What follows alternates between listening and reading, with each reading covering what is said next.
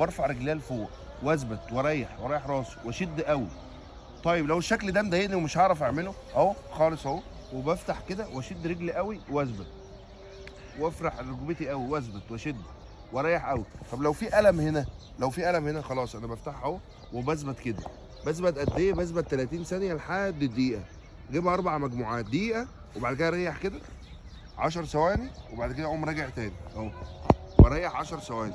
صدقوني بعد مده صغيره جدا، مره الصبح ومره بالليل، هتلاقي فرق رهيب جدا. الالم اللي في اسفل الظهر ده ان شاء الله ارتاح. بس برضو ما تعملش الحركه دي واروح كده لقدام، او الحركه دي كل ده انا بضغط على ظهري، لا خالص. الحركات دي ممنوعه ان احنا نعملها، تمام؟ لو ما عنديش مشكله في ركبتي يبقى خلاص اخر حاجه هنام على ظهر، هنام على وشي اهو واقوم راجع لورا واثبت في الوضع ده. الوضع ده حلو جدا وهيفك لي الظهر كله والضغط اللي على ظهري كله. اتمنى الحلقه تعجبكم واتمنى الشفاء ليكم، وشكرا ليكم، كل سنه وانتم طيبين.